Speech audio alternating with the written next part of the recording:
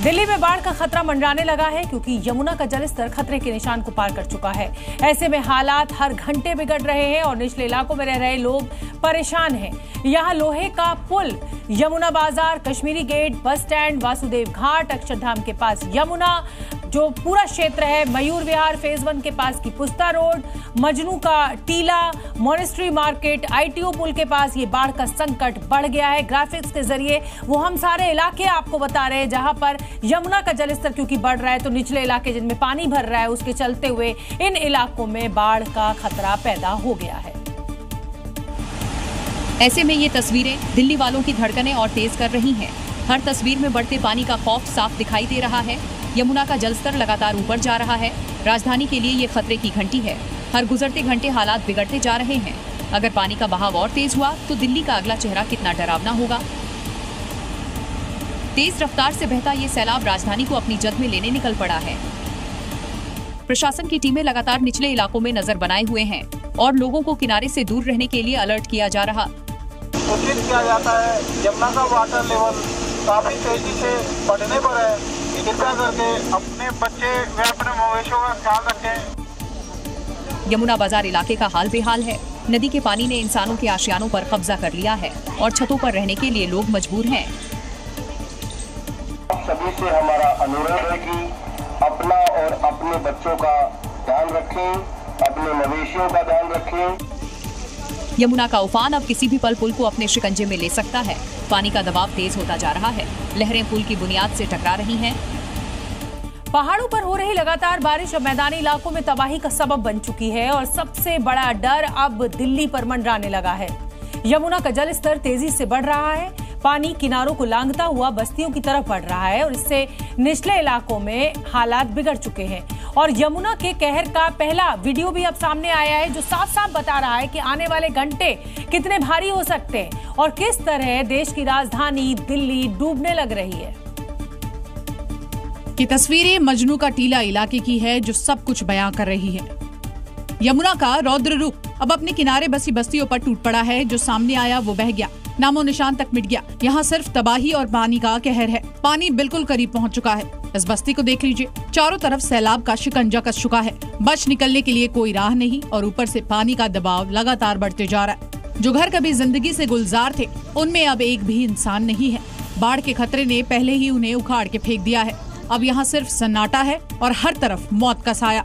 जहाँ नजर जा रही है वहाँ बस ऐसी ही डरावनी तस्वीरें देखने को मिल रही हैं। चारों तरफ पानी ही पानी है और यमुना का सैलाब हर तरफ तांडव मचाने के लिए तैयार है। जिंदगी भी अब इस तबाही के साए में कांप रही है। धीरे धीरे यमुना का पानी सब कुछ निगल रहा है। बढ़ता जलस्तर आने वाले वक्त की सबसे बड़ी चेतावनी है। जमीन पर अब पानी का राज है और राजधानी का कल कितना भयावह होगा इसकी गिनती शुरू हो चुकी है। दिल्ली डूबने के कगार पर खड़ी दिख रही है। यमुना का उफान राजधानी पर भारी पड़ रहा है। सड़कों पर, गलियों में, बस्तियों में जहां तक नजर जा रही है वहां तक पानी ही पानी दिखाई दे रहा है। निचले इलाकों में हालात खौफनाक हैं। लोग बेबस हैं। जिंदगी पानी की कैदी बनी नजर आ रही है। और तो और इन सब के बीच ग्राउंड जीरो पर जी न्यूज की टीम मौजूद है जहां जहां यमुना का सैलाब दिल्ली वालों की मुश्किलें बढ़ा रहा है। यमुना का पानी खतरे के निशान को पार कर चुका है। लहरों का दबाव हर पल और खतरनाक होता जा रहा है। ऐसे में लोहे वाले पुल को बंद कर दिया गया। बुराड़ी में सैलाब के चलते इलाके ने जल समाधि ले ली है। ऐसे में जो लोग इस कहर के बीच फंस गए हैं उन्हें नावों के सहारे निकालकर सुरक्षित स्थानों पर पहुंचाया गया। मदनपुर खादर में यमुना का उफान किसानों की जिंदगी पर भारी पड़ रहा है। किनारे पर खेती करने वाले अब अपनी झोपड़ियां छोड़ने को मजबूर हैं। जो लोग हैं उनका रेस्क्यू किया जा रहा है और जो किसानों की झोपड़ियां हैं वो लगभग पानी में डूब चुकी हैं। हथनीकुंड बैराज से लगातार पानी छोड़ा जा रहा है और अब हालात ऐसे हो गए हैं कि ITO पर मौजूद सभी 32 गेट खोलने पड़े हैं। जो बहाव है यमुना का वो लगातार जो है तेजी से आपको तस्वीरों के जरिए नजर आ रहा होगा। जो यमुना है वो अपने उफान पर है। धीरे धीरे सैलाब का ये सिलसिला दिल्ली की तरफ बढ़ रहा है। ऐसे में अगले कुछ घंटे यहाँ संकट और गहरा सकते हैं। बारिश का कहर गुरुग्राम पर कहर बनकर टूट रहा है। एक तरफ जहां सड़कों पर जाम है तो दूसरी तरफ बाढ़ के हालात पैदा हो गए हैं। अब तो बारिश की वजह से 5 दशक पुराना डैम भी टूट गया है और इसके बाद यहां तबाही मच गई है। गुरुग्राम के कादरपुर में अरावली की तरफ से बंधा ये वो बांध है जो पिछले 5 दशकों से सीना ताने खड़ा था, लेकिन अब वो डैम भारी बारिश की वजह से टूट चुका है, जिससे पानी अब गांव के साथ रिहायशी इलाके में पहुंच गया है। हालात ये हैं कि गांव में अब 4 से 5 फीट तक पानी भर गया है। लोगों के कमर तक पानी भरने की वजह से हर तरफ त्राहिमाम मचा हुआ है। गांव तो गांव, रिहायशी इलाकों की तस्वीर भी जुदा नहीं है। बारिश के साथ ही डैम से आ रहे पानी की वजह से अंदाजा लगाना मुश्किल है कि सड़क कहां है और घरों के बाहर खड़ी गाड़ियां आधी से ज्यादा डूब चुकी हैं। पानी का लेवल बढ़ते हुए घरों में घुस रहा है। हालात ये है कि डैम से पानी रोकने के लिए जेसीबी और ट्रैक्टर के जरिए मिट्टी डाली जा रही है। गुरुग्राम भारत की हाईटेक सिटी में से एक है, स्मार्ट सिटी कहा जाता है, और उसी सिटी के ड्रेनेज सिस्टम की पोल बारिश हर साल खोल कर रख देती है। लगता है विकास के लिए खर्च किए जा रहे करोड़ों रुपए पानी में जा रहे हैं। और एक जानकारी मैं और दे दूं कि गुरुग्राम से सबसे ज्यादा टैक्स पेइंग सिटी है हरियाणा का। गुरुग्राम में जहां तक नजर जाएगी सिर्फ पानी ही पानी दिखाई देगा। तस्वीरें देखकर अंदाजा लगाना मुश्किल है कि सड़कें कहां हैं, क्योंकि सड़कों पर घुटनों तक पानी भरा हुआ है। लगातार बारिश की वजह से हाईटेक सिटी डूब चुकी है। गुरुग्राम का हाल इतना बुरा है कि इसकी वानगी इन तस्वीरों के जरिए दिखाई दे रही है।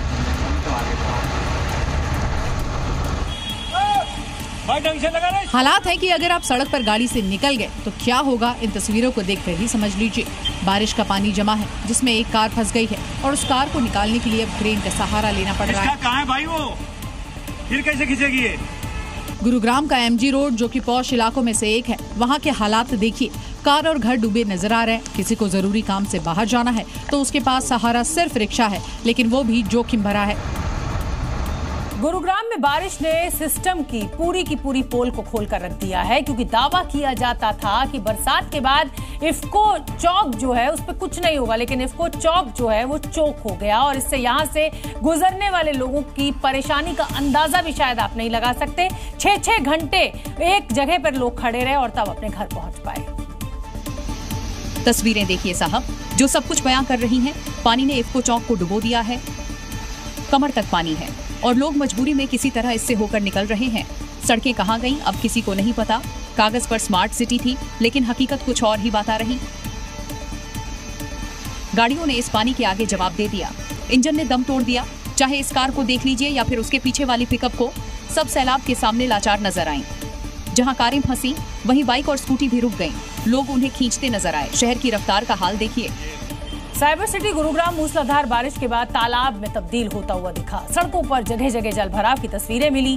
कांग्रेस जिला अध्यक्ष ने नगर निगम के खिलाफ सड़क पर नाव चलाकर प्रदर्शन भी किया, जिसकी तस्वीरें सामने आई है। देखिए, कांग्रेस कार्यकर्ताओं के साथ प्रशासन के खिलाफ सड़क पर नाव चलाकर जबरदस्त प्रदर्शन और नारेबाजी की जा रही है।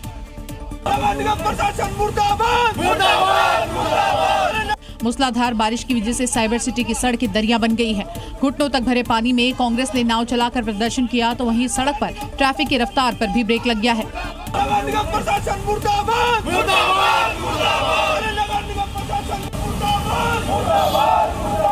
गुरुग्राम की सड़कों पर ट्रैफिक रेंगता नजर आया। जिस 8 किलोमीटर की दूरी तय करने में लोगों को अमूमन 27 मिनट लगते हैं, जल भराव के चलते अब 5-5 घंटे जाम से जूझना पड़ रहा है। गुरुग्राम की सड़क पर सुनामी के चलते लोग परेशान हैं और विपक्षी दल इस मुद्दे को अपने हाथ से जाने नहीं देना चाहते हैं। इसलिए नायब सिंह सैनी सरकार और जिला प्रशासन के खिलाफ सड़क पर उतरे कांग्रेसियों ने नाव वाला प्रदर्शन करके व्यवस्था पर सवाल उठाए और अपनी आवाज बुलंद की। हरियाणा के गुरुग्राम में कुछ घंटों की बारिश ने जमकर हाहाकार मचा दिया। सड़कें दरिया में तब्दील हो गईं। करोड़ों के मकानों में बारिश की पानी जो था वो घुस गया, जबकि लग्जरी कारें सैलाब में समा गईं। और ये हाल मिलेनियम सिटी गुरुग्राम का है, जहां कुछ घंटों की बारिश ने ऐसा सितम ढाया कि करोड़ों के मकानों में सैलाब ने कब्जा जमा लिया। जहां भी नजर पड़ी सिर्फ पानी ही पानी दिखाई दिया, जिसमें सड़कें दरिया बन गई, जिसे देखकर ऐसा लगा मानो वहां कोई नदी बह रही हो। ऐसा ही नजारा गुरुग्राम के दूसरे इलाके में देखने को मिला, जहां मूसलाधार बारिश की वजह से सड़क पर कमर से ऊपर तक पानी भर गया, जिसमें कुछ लग्जरी कारें आधी से ज्यादा डूब गईं, तो कुछ गाड़ियां तैरती दिखी। वहीं भारी बारिश की वजह से मकान दीवार गिर गई। आरोप है कि बिल्डर की लापरवाही की वजह से हादसा हुआ। गनीमत ये रही कि वक्त रहते मकान को खाली करा लिया गया था। हरियाणा के गुरुग्राम में भारी बारिश के बाद सिकंदरपुर रैपिड मेट्रो स्टेशन पर दमघोंटू भीड़ देखने को मिली। हालात बद से बदतर हो रहे थे। लोगों को वहां से निकलने में पसीने छूट रहे थे। क्योंकि गुरुग्राम में भारी बारिश के बाद सिकंदरपुर रैपिड मेट्रो स्टेशन पर सैकड़ों संख्या में लोग पहुंच गए। रैपिड मेट्रो स्टेशन पर स्थिति इस कदर हो गई कि लोगों को भीड़ में घुटन महसूस होने लगी। यही नहीं, वहां धक्का मुक्की शुरू हो गई। हालांकि गनीमत की बात यह रही कि कोई हादसा नहीं हुआ। ये सब कुछ गुरुग्राम में कुछ घंटों की बारिश की वजह से, क्योंकि सड़कों पर जलभराव हो गया, गाड़ियों की रफ्तार धीमी पड़ गई, हाईवे पर गाड़ियों की कतार लग गई। हालात इतने खराब हो गए कि लोगों ने मेट्रो का रुख किया। वहाँ भी लोगों को काफी दिक्कतों का सामना करना पड़ा। बिहार के दरभंगा में वोटर अधिकार यात्रा के दौरान प्रधानमंत्री नरेंद्र मोदी को दी गई गाली का मुद्दा अभी शांत होता नहीं दिख रहा। 7वें दिन प्रधानमंत्री मोदी ने सामने आकर गाली का जवाब दिया। उन्होंने कहा कि बिहार में कुछ दिन पहले जो कुछ हुआ उसकी मैंने कल्पना भी नहीं की थी। कांग्रेस के मंच से मेरी मां को गालियां दी गई। ये गालियां सिर्फ मेरी मां का अपमान नहीं, ये देश की मां, बहन और हर बेटी का अपमान है। मतलब साफ है कि पीएम मोदी के इस जवाब के बाद बिहार चुनाव में गाली का मुद्दा जमकर उठने वाला है, क्योंकि पीएम मोदी ने इसको नामदार और कामदार से जोड़ दिया है। पीएम ने कहा कि नामदारों का काम है गालियां देना। एक गरीब मां की तपस्या, उसके बेटे की पीड़ा, ये शाही खानदानों में पैदा हुए युवराज नहीं समझ सकते।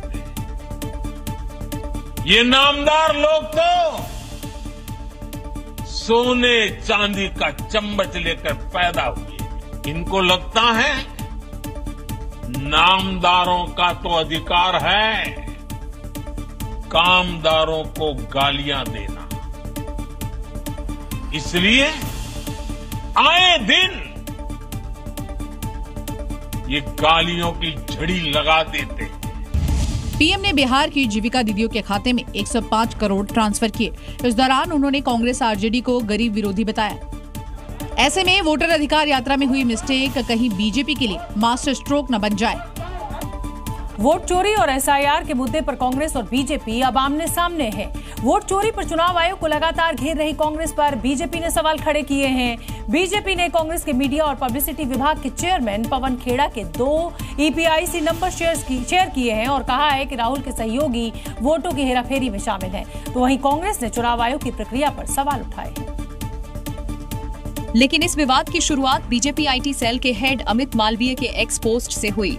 अमित मालवीय ने पवन खेड़ा की 2 अलग अलग वोटर आईडी जारी कर दी, जिसमें एक एपिक नंबर जंगपुरा है तो वहीं दूसरा नई दिल्ली विधानसभा क्षेत्र का है। इसको लेकर बीजेपी ने कांग्रेस पर वोटों की हेराफेरी करने का आरोप लगाया है। क्या आज राहुल गांधी मानेंगे जो चोरों के सरदार हैं कि असली चोर पवन खेड़ा है?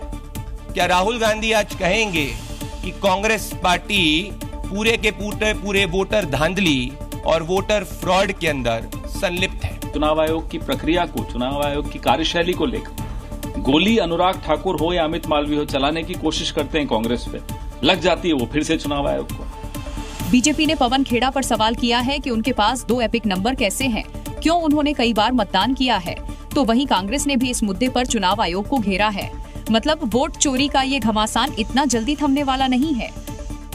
आज का दिन भारत के लिए ऐतिहासिक है क्योंकि भारत ने अपनी पहली made in India semiconductor chip launch की है। जी हाँ, ये सेमीकंडक्टर की दुनिया में भारत की धमक है क्योंकि चिप के इकोसिस्टम को हथियाने के लिए चीन और अमेरिका जैसे देशों में जंग छिड़ी है। और इस खास पल के गवाह खुद प्रधानमंत्री नरेंद्र मोदी बने जब उन्होंने दिल्ली में सेमिकॉन इंडिया 2025 का उद्घाटन किया। स्मृति चिन्ह में है विक्रम 32 बिट प्रोसेसर। इस दौरान आईटी मंत्री अश्विनी वैष्णव ने पीएम मोदी को भारत में बना पहला चिप भेंट किया, जिसका नाम विक्रम रखा गया है क्योंकि इसे भारत की स्पेशल एजेंसी इसरो ने बनाया है। सेमीकंडक्टर की दुनिया में मेड इन इंडिया की धमक है। विक्रम को इसरो के सेमीकंडक्टर लैब में बनाया गया है। इस सेमीकंडक्टर हब में तैयार किया गया है। विक्रम एक 32 बिट माइक्रो प्रोसेसर है। ये चिप स्पेस लॉन्च व्हीकल्स की एक्सट्रीम कंडीशंस में इस्तेमाल करने के लिए पूरी तरह से योग्य है। खराब से खराब परिस्थितियों में भी अपनी पूरी क्षमता के साथ काम करने में सक्षम है। सेमीकंडक्टर यानी चिप को अत्याधुनिक मशीनों का दिल कहा जाता है। यही वजह है कि चिप के इकोसिस्टम को हथियाने के लिए कई देशों में जंग चल रही है। अमेरिका और चीन के बीच तनाव की असली वजह भी यही है। इस बीच भारत ने इसमें बड़ी सफलता हासिल की है। उत्तर प्रदेश के कुशीनगर में महिलाओं की सुरक्षा के लिए पुलिस ने ऑपरेशन मजनू की शुरुआत की है।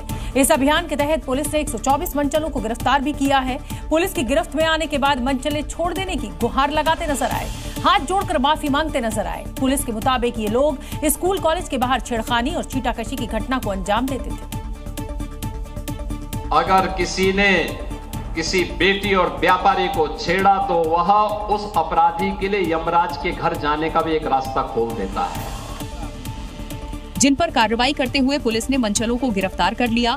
अब वही मंचले पुलिस के सामने गिड़गिड़ाते हुए माफी मांग रहे हैं। ऐसा गलती नहीं होगा साहब, माफ कर दीजिए साहब, गलती हो गया। महिलाओं की सुरक्षा के लिए कुशीनगर में पुलिस ने ऑपरेशन मजनू शुरू किया है। इस अभियान के तहत पुलिस ने 124 मंचलों को गिरफ्तार किया गया है। अब सभी आरोपी हाथ जोड़कर माफी मांग रहे हैं कि आगे से ऐसी गलती नहीं होगी। पुलिस के मुताबिक सभी आरोपी स्कूल और कॉलेज के बाहर छात्राओं से छेड़छानी की घटनाओं को अंजाम देते थे। पुलिस ने सभी थानों में विशेष टीमें बनाई हैं। यही नहीं, स्कूल कॉलेज के आसपास निगरानी बढ़ा दी गई है। साथ ही पुलिसकर्मी लगातार गश्त कर रहे हैं, जिससे मंचलों पर कार्रवाई की जा सके। बिहार के पूर्णिया से सांसद पप्पू यादव बार बार राहुल गांधी, तेजस्वी यादव के मंच पर चढ़ने की कोशिश करते दिखे, लेकिन चढ़ नहीं पाए। एक बार फिर सरेआम सांसद साहब की किरकिरी हुई। अब ये संयोग है या फिर बेइज्जती? सिर पर हाथ लटका हुआ चेहरा। सांसद पप्पू यादव की ये तस्वीर तब सामने आई जब एक बार फिर पप्पू यादव को राहुल गांधी और तेजस्वी के मंच पर चढ़ने नहीं दिया। पटना में सांसद महोदय मंच पर चढ़ने की कोशिश करते रहे, लेकिन एक ना चली। बड़े बेआबरू होकर मंच से उतरकर बगल में मायूस होकर बैठ गए। वीडियो सामने आया तो पप्पू यादव भी सामने आ गए। मतलब हम 7 किलोमीटर धूप में पैदल चल के आए और हम बगल में बैठ गए तो आपको मायूस दिखने लगे। सवाल ये है कि राहुल और तेजस्वी की शान में कसीदे पढ़ने वाले पप्पू यादव को आखिर क्यों कभी कार पर चढ़ने नहीं दिया जाता तो कभी मंच पर। मराठा आरक्षण की मांग को लेकर पिछले 5 दिनों से भूख हड़ताल पर बैठे मनोज जारंगी पाटिल ने आज अपना अनशन शाम को खत्म कर दिया। हाईकोर्ट के आदेश के बाद मुंबई पुलिस ने आजाद मैदान को खाली करने का ऐलान किया और इसके बाद आंदोलनकारियों की भीड़ ने वहां से निकलना शुरू कर दिया, जिसकी तस्वीरें सामने आई है। देखिए, भारी पुलिस बल आजाद मैदान के बाहर कोर्ट के आदेश का पालन कराने में जुट गया। सर्व रस्ते, सर्व गाड्या 3 वाजेपर्यंत आपल्याला खाली करायचे आहेत। माननीय उच्च न्यायालयाने तसे पोलिसांना तसेच आपल्याला आदेश दिलेले आहेत। वहीं आंदोलन में शामिल लोग कोर्ट के आदेश का सम्मान करने की बात भी कह रहे हैं, लेकिन मरने मराने तक की धमकी भी दे रहे हैं। पूरा खाली करना पड़ेगा। हम सर्वोच्च न्यायालय का, हम उच्च न्यायालय का सुनेंगे, लेकिन बात ये है कि ये जो सीएम साहब है ये न्याय देवता को आगे भेज, लड़ाई अधूरी रह जाएगी। नहीं, मरेंगे और जीतेंगे। हम मराठा है, हम मरना जानते हैं और मारना भी जानते हैं। आंदोलन में शामिल लोग आजाद मैदान से पलायन तो कर रहे हैं, लेकिन अगले कदम का इंतजार भी कर रहे हैं। जाने का सब लोग सोचेंगे वैसा करेंगे ना। मध्य प्रदेश के दमोह में लव जिहाद और धर्मांतरण का एक सनसनीखेज मामला सामने आया है। यहां एक मुस्लिम युवक राशिद खान ने हिंदू युवती को धमकाकर लंबे समय तक दुष्कर्म किया और उसका अश्लील वीडियो बनाकर शादी और धर्मांतरण के लिए पीड़ित युवती को वो ब्लैकमेल करता रहा। और जब युवती ने उसकी बात नहीं मानी तो आरोपी ने वीडियो और फोटो सोशल मीडिया पर वायरल कर दिया, जिसके बाद पीड़ित महिला और उसके परिजनों ने थाने का रुख किया और पुलिस से कार्रवाई की गुहार लगाई। पीड़िता ने बताया कि जनवरी 2024 में पड़ोस में रहने वाले आरोपी युवक राशिद खान ने उसके भाई को जान से मारने की धमकी देकर उसके साथ दुष्कर्म किया और अश्लील वीडियो बनाकर उसे धर्मांतरण और शादी के लिए ब्लैकमेल करना शुरू किया। घटना के 4 महीने बाद उसकी शादी हो गई, लेकिन उसके बाद भी आरोपी राशिद खान ने उसका पीछा नहीं छोड़ा। उससे शादी कर ले और उसका धर्म अपना ले, मुस्लिम धर्म को अपना ले और उससे शादी कर ले। मना किया तो बोला कि हम तुम्हारी फोटो वीडियो सब वायरल कर देंगे। 31 अगस्त को आरोपी राशिद ने पीड़िता के आपत्तिजनक फोटो और वीडियो वायरल कर दिए, जिसके बाद पीड़िता ने अपने पति को घटना की जानकारी दी। युवती के परिजनों की शिकायत पर पुलिस ने मामला दर्ज करके आरोपी को गिरफ्तार कर लिया है। मुंबई से पकड़ी गई रायपुर की ड्रग्स क्वीन मामले में सनसनीखेज खुलासे हो रहे हैं। पुलिस की पूछताछ में नव्या के 4 राज्यों में ड्रग्स सिंडिकेट का खुलासा हुआ है और उस नेटवर्क का पता चला है जिसके जरिए नव्या ड्रग्स मंगवाकर रायपुर में पूरा का पूरा रैकेट चलाती थी। शुरुआती जांच में नव्या ने एक शराब कारोबारी और उसके बेटे से अपना कनेक्शन कबूल लिया है। अभी इस केस में और बड़े नाम सामने आना बाकी है, क्योंकि छत्तीसगढ़ में फैले ड्रग्स रैकेट का भंडाफोड़ हो चुका है और इसकी जद में सफेद पोश से लेकर बड़े बड़े उद्योगपतियों तक का कनेक्शन जुड़ता जा रहा है। नव्या के 4 राज्यों में फैले ड्रग्स सिंडिकेट का पर्दाफाश हुआ है। दिल्ली, महाराष्ट्र, पंजाब और छत्तीसगढ़ में नव्या का पूरा ड्रग्स रैकेट चल रहा था। नव्या ड्रग्स पार्टियों के लिए दुबई, चीन, सिंगापुर और बैंकॉक तक जा चुकी है। नव्या इंटीरियर डिजाइनर है। कारोबार के दौरान वो ड्रग्स पैडलर्स के संपर्क में आई। ज्यादातर सप्लाईज जो बड़े उद्योगपति के बेटे हैं या बड़े नेता हैं या बड़े कारोबारी हैं, उनके बेटों तक पहुंचाने का काम नव्या किया करती थी। नव्या के खाते में एक बार में 10 से 25 लाख रुपए तक जमा हुए हैं और ये रकम उससे जुड़े कारोबारी के जरिए ट्रांसफर की गई थी। फिलहाल पुलिस नव्या से जुड़े तमाम लोगों की कुंडली तैयार कर रही है। पाकिस्तान जासूस कांड में एक नया मोड़ आ गया है। यूट्यूबर ज्योति मल्होत्रा संग गिरफ्तार किए गए जसबीर सिंह को लेकर बड़ा खुलासा हुआ है। चार्जशीट में सामने आया है कि आरोपी जसबीर ने एयरबेस और आर्मी बेस की तस्वीरें पाकिस्तान भेजी थी। कोर्ट में दाखिल 1700 पन्नों की चार्जशीट में कई चौंकाने वाले खुलासे हुए हैं। चार्जशीट के मुताबिक आरोपी जसबीर सिंह ने भारत के भांगड़ा नांगल डैम, पंजाब के एक फाइटर एयरबेस और एक बड़े आर्मी बेस की तस्वीरें और जानकारियां पाकिस्तान को भेजी थी। वो पाकिस्तान में करीब 120 लोगों के संपर्क में था। इनमें से कई ISI के अधिकारी शामिल थे। दरअसल जसबीर सिंह यूट्यूबर ज्योति मल्होत्रा के साथ पाक एम्बेसी भी गया था। एम्बेसी में पाकिस्तानी आर्मी अधिकारियों से उसकी मुलाकात हुई थी और ये बात भी सामने आई है कि जसबीर ने अपना लैपटॉप पाकिस्तान के इंटेलिजेंस अधिकारी को सौंपा था। आरोपी जसबीर ज्योति मल्होत्रा की आर्थिक तौर पर मदद करता था और उसे अपने साथ पाकिस्तान भी ले गया था। वो खुद 3 बार पाकिस्तान जा चुका है। जसबीर के पास से 2 पासपोर्ट भी बरामद हुए हैं। पहाड़ों पर हो रही मूसलाधार बारिश से हाहाकार मचा हुआ है। नदियां उफान पर हैं, खौफनाक लहरें अपने साथ बर्बादी लेकर बह रही हैं। उत्तराखंड से लेकर हिमाचल प्रदेश तक सैलाब का सितम जारी है। जो तस्वीरें मिल रही हैं वो खौफ पैदा करने वाली हैं। ये देखिए, बवंडर उत्तराखंड के हल्द्वानी में मचा है। 2 दिनों से लगातार हो रही बारिश के बाद गौला नदी खतरे के निशान के ऊपर बह रही है। लहरें उफान पर हैं।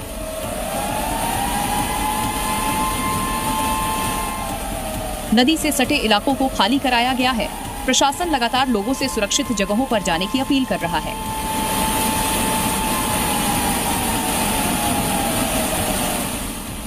कुछ ऐसा ही मंजर नैनीताल का है, जहां मुक्तेश्वर के भालूघाट में झरने ने रौद्र रूप ले लिया है। तस्वीरों में देखिए झरने का विकराल रूप, जिसमें सैलाब आने के बाद आसपास के इलाके में बाढ़ का खतरा बना हुआ है। वहीं हिमाचल के चंबा में व्यास नदी डरा रही है। तस्वीरों में देखिए कैसे लहरें तांडव मचाने के लिए तैयार हैं। एक ब्रिज से लहरें टकरा रही हैं। लग रहा है जल्द ही ब्रिज सैलाब में समा जाएगा। उत्तराखंड से हिमाचल तक सैलाब तबाही का खतरा अभी टला नहीं है। हिमाचल प्रदेश में बादल फटने से इलाके में बाढ़ आ गई, तो वहीं पहाड़ खिसकने से सड़कें बर्बाद हो गई और इसके बाद यहां लोगों को दिक्कतों की, जिसे कहा जाए, झड़ी लग गई है। यही वजह है कि राहत बचाव के लिए सेना के चिनूक हेलीकॉप्टर की मदद लेनी पड़ रही है। क्योंकि कुल्लू में बादल फटने की वजह से चारों तरफ तबाही का मंजर देखने को मिल रहा है। यही वजह है कि सेना ने यहां मोर्चा संभाल लिया है। राहत बचाव के लिए सेना ने चिनूक हेलीकॉप्टर की मदद ली है। कुल्लू में भारी बारिश की वजह से लगातार पहाड़ खिसकने की खबरें सामने आ रही है, जिसकी वजह से कई गांवों का संपर्क टूट गया है। यही वजह है कि सेना ने चिनूक हेलीकॉप्टर की मदद से लोगों को राहत सामग्री पहुंचाई है। बादल फटने की वजह से कई जगहों पर सड़कें बंद हो चुकी है। NHAI की मशीनों को सेना के हेलीकॉप्टर की मदद से अलग अलग इलाकों में भेजा जाएगा ताकि बंद मार्गों को जल्द खोला जा सके, क्योंकि मूसलाधार बारिश की वजह से नदियां उफान पर हैं, जिससे जमीन के रास्ते पहुंचना मुश्किल है। पहाड़ों पर लगातार कुदरत का कहर देखने को मिल रहा है। हिमाचल प्रदेश के कुल्लू और किन्नौर में दरकते पहाड़ों से लोग दहशत में हैं। तबाही की दिल दहला देने वाली तस्वीरें सामने आ रही हैं। पहली तस्वीर कुल्लू की है, जहां भयंकर लैंडस्लाइड की चपेट में आने से एक 3 मंजिला मकान ध्वस्त हो गया। वहीं किन्नौर में चट्टानें गिरने से सड़क धंस गई और नेशनल हाईवे 5 बंद हो गया। अब कुल्लू का दिल दहलाने वाला ये मंजर देखिए। भूस्खलन की चपेट में आने से एक निर्माणाधीन 3 मंजिला मकान जमींदोज हो गया। 2023 में आई आपदा के दौरान इस घर के आसपास बने घर क्षतिग्रस्त हो गए थे। तभी से यहाँ निर्माण कार्य बीच में लटक गया और अब एक बार फिर ये इलाका कुदरत के कहर की चपेट में आ गया। वहीं किन्नौर में भूस्खलन से चट्टानें गिरने और सड़क धंसने की दहलाने वाली तस्वीरें देखिए। यहाँ नेशनल हाईवे 5 पर सड़क धंस गई है और गाड़ियों की आवाजाही पर ब्रेक लग गया है। मलबा बिखरा पड़ा है और खाई जैसा नजारा है। पहाड़ पर लोगों की दुश्वारियां खत्म होने का नाम नहीं ले रही हैं। हिमाचल प्रदेश के शिमला में मूसलाधार बारिश की वजह से पहाड़ का एक बड़ा हिस्सा हाईवे पर आ गया और इस घटना की वजह से वहां से गुजर रहे लोग दहशत में आ गए, क्योंकि अचानक पहाड़ का बड़ा हिस्सा खिसकर हाईवे पर आ गया। इस घटना का जो वीडियो सामने आया उसमें पहाड़ से छोटे छोटे पत्थर गिरते नजर आए। इसी बीच हाईवे से एक कार वहां से जाने की कोशिश करती दिखाई दी। जैसे ही वो कुछ दूरी पर पहुंची, पहाड़ से बड़े बड़े पत्थर गिरने लगे। देखते ही देखते हाईवे पर पहाड़ गिरते बड़े बड़े पत्थर जमा हो गए, जिससे सड़क बंद पड़ गई और वहां से गुजर रहे लोग फंस गए, जिसकी वजह से लोगों को काफी दिक्कतों का सामना करना पड़ा। हिमाचल प्रदेश में लगातार हो रही बारिश की वजह से पहाड़ खिसकने की घटनाएं सामने आ रही हैं। सड़कों पर मलबा जमा हो रहा है। पहाड़ से गिरते पत्थर हाईवे को नुकसान पहुंचा रहे हैं। हिमाचल प्रदेश में कुदरत का कहर थमने का नाम नहीं ले रहा। इस बार किन्नौर में अचानक पहाड़ का एक बड़ा हिस्सा दरक गया। सड़क पर खड़े लोग हैरान रह गए और इसका दिल दहला देने वाला वीडियो भी सामने आया है। देखिए पहाड़ से कैसे मौत बरसी। लैंडस्लाइड के बाद कयामत का वो मंजर सामने आया, जब हर पल ऊपर से पत्थर टूटकर नीचे गिरते रहे, धमाके होते रहे और पूरा इलाका दहशत में डूब गया। कुछ ही पलों में आसमान से बरसते इन पत्थरों ने सब कुछ बदल दिया। धमाकों की गूंज से धरती हिल गई। चारों तरफ धूल का घना गुबार छा गया और जब ये गुबार छटा तो सामने खौफनाक तबाही का मंजर था। सड़क मौत का मैदान बन चुकी थी। रास्ते पर हर तरफ सिर्फ मलबा ही मलबा बिखरा पड़ा था। बड़े बड़े बोल्डर सड़क पर मौत की तरह पसरे हुए थे। ऐसा लग रहा था मानो पहाड़ टूटकर सड़क को निगल गया हो और इंसानों के लिए जिंदा बच निकलना नामुमकिन कर दिया हो। गनीमत रही कि जिस वक्त ये कहर टूटा उस वक्त वहाँ कोई गाड़ी या फिर लोग नहीं थे, वरना पत्थरों की ये बरसात सीधे जिंदगी को चीर कर रख देती। बादल और पहाड़ के डबल अटैक से उत्तराखंड में बर्बादी का आलम है। नदियां उफान पर है तो दरकते पहाड़ मुसीबत बरसा रहे हैं। हरिद्वार में लैंडस्लाइड के बाद एक ऑफिसर की कार पर एक बड़ी सी चट्टान आकर गिर गई। गनीमत रही कि ये चट्टान कार के बोनट पर गिरी। अगर जरा सा इधर उधर होती तो हादसा भीषण होता। देखिए तस्वीर कितनी भयानक है।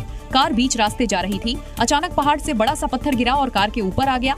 ये खौफनाक तस्वीर हरिद्वार से नैनीताल जाने वाले रास्ते की है। दरअसल कुछ हेल्थ ऑफिसर कार में सवार होकर नैनीताल हाईकोर्ट जा रहे थे, तभी बड़ा सा पत्थर बोनट पर आ गिरा। इस हादसे में 2 लोग घायल बताए जा रहे हैं। इस इलाके में लगातार बारिश जारी है। सड़कों पर पानी भरा है। पहाड़ों की मिट्टी कमजोर हो रही है, जिससे पहाड़ दरक रहे हैं और बड़ी बड़ी चट्टानें टूटकर सड़कों पर आ रही हैं। गुरुग्राम जैसे हालात कान्हा की नगरी मथुरा में भी बने हुए हैं। यमुना किनारे बने घाट डूब चुके हैं तो मंदिर भी करीब करीब पानी में समाते नजर आ रहे हैं। यमुना के जलस्तर में इजाफा होने से प्रशासन और लोगों की चिंता बढ़ गई है। तस्वीरें मथुरा के ऐतिहासिक विश्राम घाट की है, जो यमुना में बढ़े जलस्तर के कारण डूब चुका है।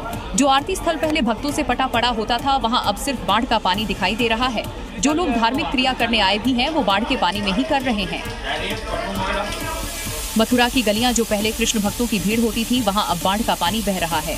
दुकान पर जो ग्राहकों की भीड़ होती थी, वो अब सुनसान पड़ी है और आशंका है वो भी जल्द बाढ़ की जद में जाएंगी। तो ऊपर बाजार में आ जाएगा, दुकान खाली करनी पड़ती। एक तरफ बारिश है जो लगातार जारी है, दूसरी तरफ यमुना का बढ़ता जलस्तर परेशानी बढ़ा रहा है। इसीलिए प्रशासन लोगों से अपील कर रहा है कि घरों में ही रहें। साथ ही यमुना किनारे बसे लोगों को सुरक्षित स्थानों पर जाने के लिए कह रहा है। पंजाब के सनौर से आम आदमी पार्टी के विधायक हरमीत सिंह पठान माजरा पुलिस हिरासत से फरार हो गए हैं। गिरफ्तारी के बाद लोकल थाने ले जाते समय पठान माजरा और उसके साथियों ने पुलिस पर गोलीबारी की थी और इसमें एक पुलिसकर्मी घायल हुआ था। पुलिस ने आप विधायक की फॉर्च्यूनर गाड़ी को पकड़ लिया, जिसकी सीट पर रखे हथियार भी बरामद हुए हैं। पुलिस टीम उनका पीछा कर रही थी। उसी दौरान विधायक एक पुलिसकर्मी पर अपनी कार चढ़ाकर स्कॉर्पियो से फरार हो गए। दरअसल पठान माजरा की पूर्व पत्नी की शिकायत पर दर्ज हुए रेप केस के पुराने मामले में ये कार्रवाई की जा रही है। पटियाला के सिविल लाइंस थाने में इसकी FIR भी दर्ज है। पंजाब पुलिस ने विधायक हरमीत को हरियाणा के कुरुक्षेत्र से गिरफ्तार किया था। इसी बीच स्थानीय थाने ले जाते समय विधायक पठान माजरा और उनके साथियों ने पुलिस पर फायरिंग कर दी। पठान माजरा ने फेसबुक वीडियो में कहा कि दिल्ली AP टीम पंजाब पर राज कर रही है और उनकी आवाज दबा रही है। उत्तर प्रदेश के मेरठ से एक हैरान कर देने वाला मामला सामने आया है। यहाँ अज्ञात युवक ने एक महिला को खेत में खींचने की कोशिश की। घटना की जानकारी मिलने के बाद बड़ी संख्या में पुलिस बल यहाँ पहुँच गया, जिसके बाद ड्रोन से इलाके की निगरानी की गई, जिससे अज्ञात आरोपी को पकड़ा जा सके। यही नहीं, इलाके में CCTV कैमरे भी लगाए गए। जानकारी के मुताबिक अज्ञात युवक ने महिला को खेत में खींचने की कोशिश की। महिला ने बताया कि आरोपी नग्न अवस्था में था। घटना की जानकारी मिलने के बाद पुलिस पहुंच गई, जिसके बाद पुलिस ने ड्रोन की मदद से आरोपी की तलाश की। यही नहीं, ग्रामीणों के साथ खेतों की कम्बिंग की गई, लेकिन आरोपी का कोई सुराग नहीं लगा। सड़क मार्ग पर पूर्व से तैनात CCTV कैमरा है, उनको भी देखा गया है। फिलहाल उसमें ऐसी कोई घटना या व्यक्ति होना नहीं पाया गया है। इस घटना से इलाके में दहशत फैल गई है। महिलाएं डर की वजह से अकेले बाहर नहीं निकल पा रही हैं। वहीं पुलिस ने इलाके में गश्त बढ़ा दी है, जिससे आरोपी को पकड़ा जा सके। दिल्ली में अपराधियों के खिलाफ एक्शन जारी है और इस बार पुलिस ने असलहा बनाने की साजिश को नाकाम करते हुए अवैध हथियार फैक्ट्री का खुलासा किया है। साथ ही मौके से शातिर आरोपियों को भी दबोचा है। टीवी स्क्रीन पर जो तस्वीरें देख रहे हैं, ये किसी फिल्म का सीन नहीं है, बल्कि दिल्ली पुलिस की बड़ी कार्रवाई का नतीजा है। सामने पड़ी पिस्टल, तमंचे और हथियार बनाने के उपकरण साफ बता रहे हैं कि कैसे गोरख धंधा चल रहा था। पुलिस की गिरफ्त में खड़े ये वो आरोपी हैं जो काले कारोबार का पूरा जाल बुन रहे थे। दरअसल दिल्ली के सराय रोहिल्ला थाने की पुलिस गोलीकांड मामले की जांच कर रही थी। पुलिस ने जब आरोपी को गिरफ्तार किया तो पता चला कि उसने जिस पिस्टल से गोली चलाई वो अलीगढ़ में रहने वाले युवक से खरीदी थी। छापेमारी हुई तो अवैध हथियार फैक्ट्री का पर्दाफाश हुआ और पुलिस ने शातिरों का खेल खत्म करके उन्हें सलाखों के पीछे भेज दिया। जी न्यूज़।